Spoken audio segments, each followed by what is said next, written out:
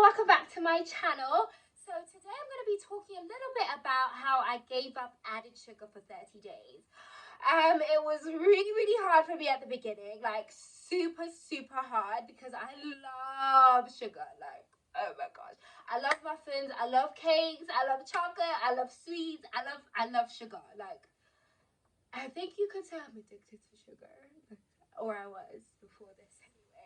But yeah, so I decided, you know what, let me just try and be healthy. It's a new year. Let's see what I can do to, you know, get my body and my mind and everything as healthy as it can be. So I decided to take on this feat. So in terms of added sugar, I'll let you know what I mean by that. Added sugar is basically any food that has any sugar added to it.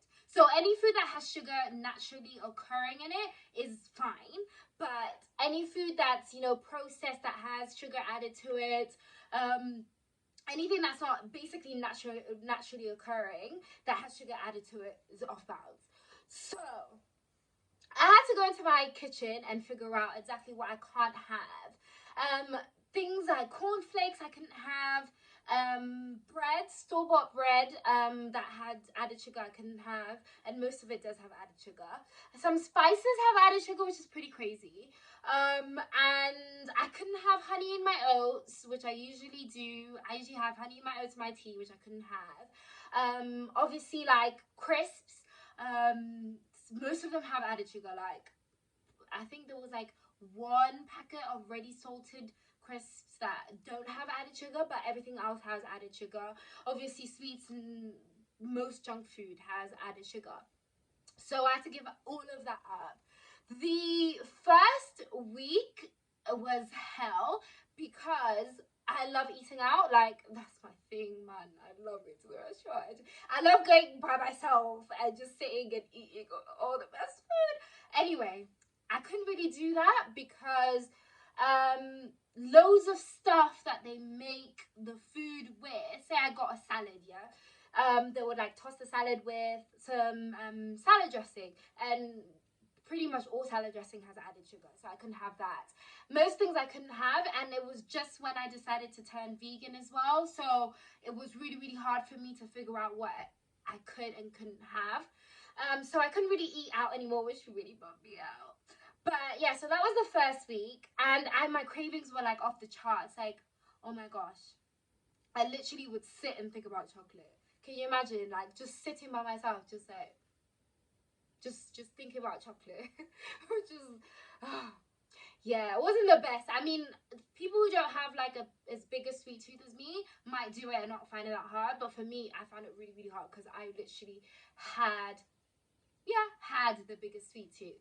So that was the first week. The second week was okay-ish. I felt like a little bit more tired than usual, which is weird for me because like I'm pretty much always tired. So more than usual was like a lot. But I felt a little bit more tired than usual the second week. But towards the end of the second week, like my energy levels picked up like loads, which is pretty crazy.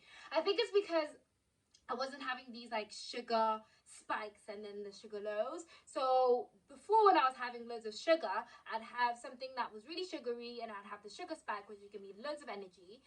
Then I'd have a, you know, sugar low, and that would make me crave sugar again, and then I'd have something sugary again, which would get my energies up. So my energy levels were up and down, but they were pretty like up when they were up. When I gave up sugar, they became like quite low and like, if you know what I mean. But then towards the end of the second week, I had so much energy. Like, guys, my workouts were amazing. I would wake up and not feel tired. I was like, what is going on? So yeah, it made the biggest difference to my energy levels.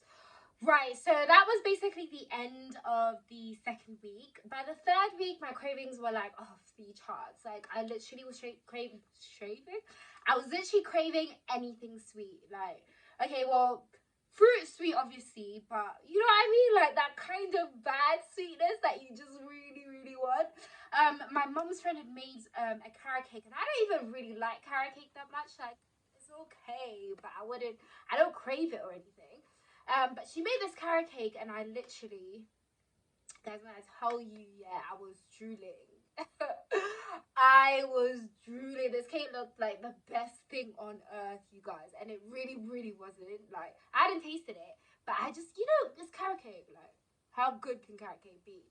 But my cravings were like so bad week 3. I literally would have eaten like a massive, massive 3-tier carrot cake at that point. But I managed to power through, thank goodness. And by week 4, I didn't even notice my cravings anymore. I don't think I had any cravings anymore.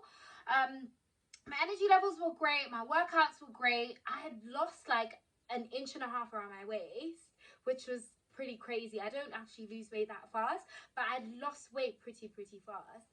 I'd lost like 1.5 inches around my waist, a bit around my hips as well. I don't know how much, but a bit around my hips.